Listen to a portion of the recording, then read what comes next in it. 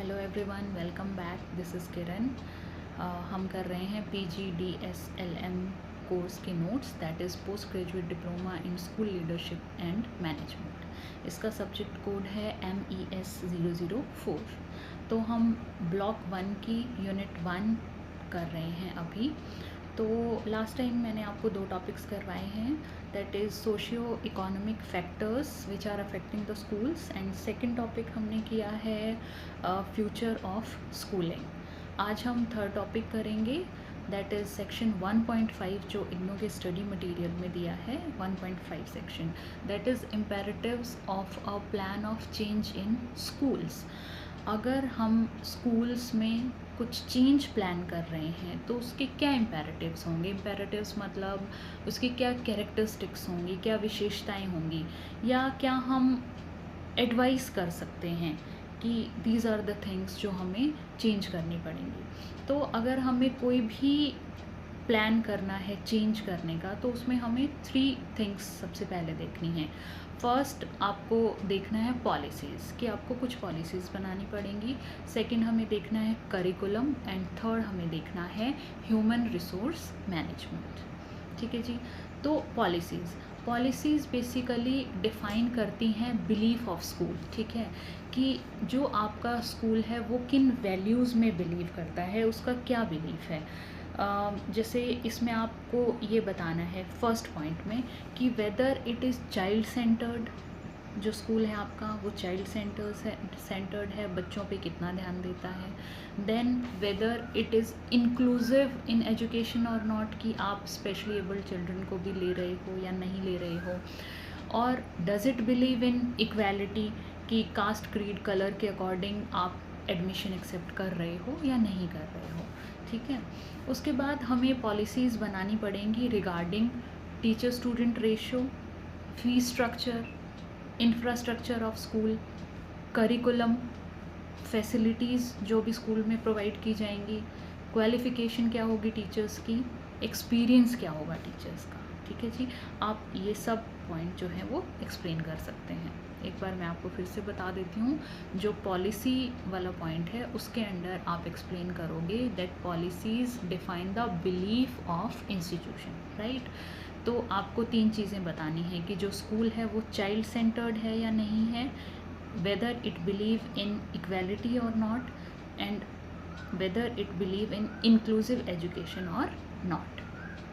Then policy जो बनाएंगे that should be regarding the teacher student ratio, then fee structure, infrastructure, facilities provided by the school, curriculum, and the experience and qualification of the teachers.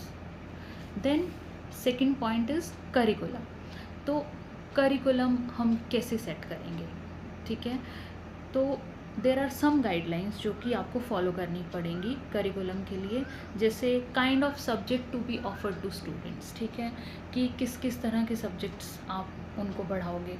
Then support system to differently abled students. ठीक है, अगर आपका school believe करता है inclusive education में, तो आप अगर डिफरेंटली एबल्ड स्टूडेंट्स लोगे तो आपको स्पेशल टीचर्स रखने पड़ेंगे, स्पेशली स्किल्ड टीचर्स रखने पड़ेंगे। किस तरह की डिसेबिलिटी है, ठीक है, किसी को अगर फिज़िकल डिसेबिलिटी है तो रादर देन स्टेयर्स आप कोई स्टीप एंड स्लोप्स यूज़ करोगे स्कूल में, तो ये आपका एक इंफ्रास्ट्रक्चर में चेंज ऑलरेडी होना चाहिए अगर आप बिलीव करते हो डिफरेंट टाइप ऑफ पॉलिसीज़ में।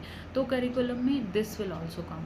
एंड देन पॉलिसीज़ बनानी पड़ेंगी रिगार्डिंग इवेलुएशन और असेसमेंट, बिकॉज आप हर स्टूडेंट को सिमिलर बेसिस पे इवेलुएट नहीं कर सकते। Then third point is human resource management. Human resource basically क्या है कि जितने भी लोग आपके स्कूल को रन करने में हेल्प कर रहे हैं, be it principal, be it teachers, be it non teaching staff, be it administrative staff, this all comes under human resource. ठीक है, तो उसमें आप अगर चेंज करना चाहते हो अपने स्कूल में तो उसके अकॉर्डिंग आप कैसे प्लान करोगे। तो जो टीचर्स हैं तो आप कैसे टीचर्स अपॉइंट करोगे नाउ, या जो आपके ऑलरेडी अपॉइंटेड टीचर्स हैं, those should be properly trained in ICT, that is information and communication technology. They should be properly skilled they should be properly trained, and then comes about the parents. ठीक है, तो parents के लिए आप कैसे करोगे? Like in the past parents either were very interfering for the school or they were very aloof. ठीक है, यानी they did not believe in checking the homework of the school kids coming from the school, या वो बच्चों को इतना time ही नहीं दे पाते थे.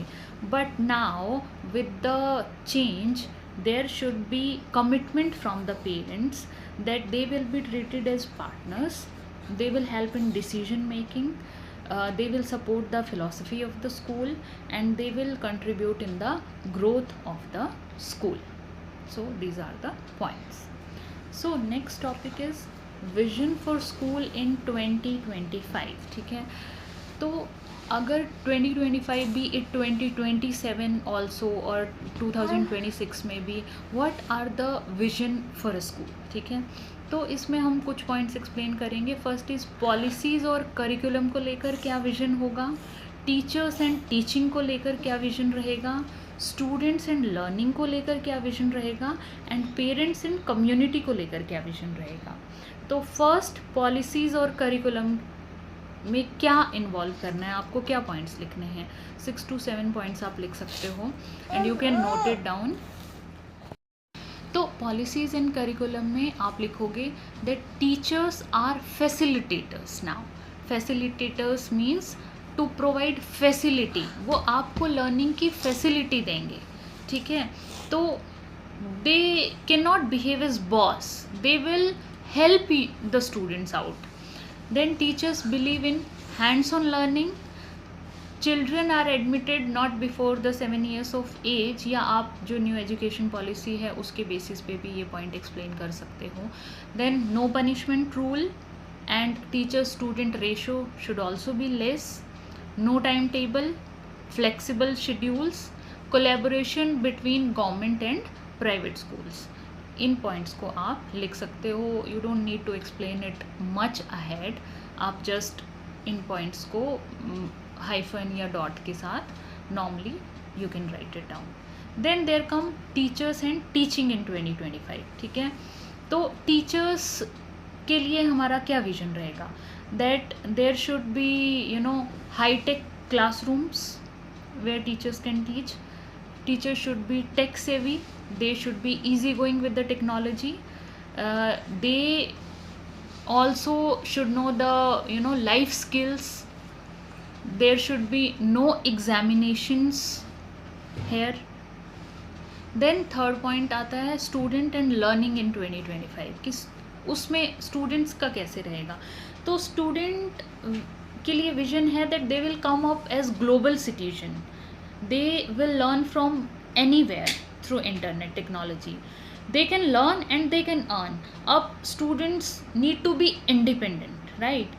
कि काम भी कर सकते हैं और लर्निंग भी होगी. जैसे फॉरेन वेस्टर्न कंट्रीज़ में भी ऐसे ही होता है कि इतने से इतने बजे तक they do schooling and after that after specific age they are permitted to work. Then learning at their own pace, कि वो अपने पेस पे काम करेंगे,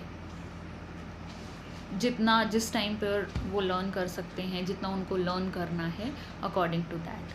then last point include parents and community in 2025. ठीक है, कि पेरेंट्स के लिए क्या विजन रहेगा. तो now there should be cooperation between parents and community for the growth of school, right.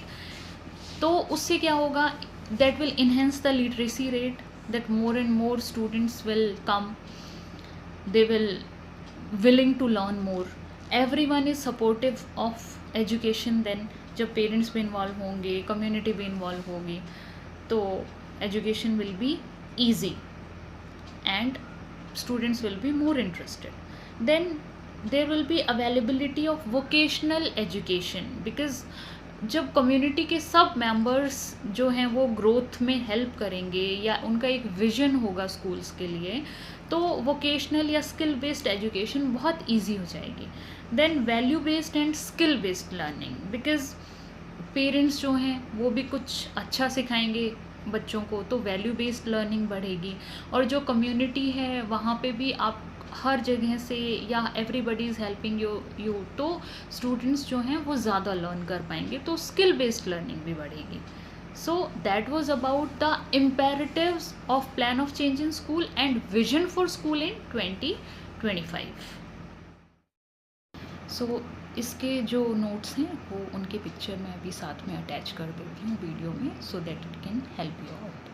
Next topic we will do in next lecture.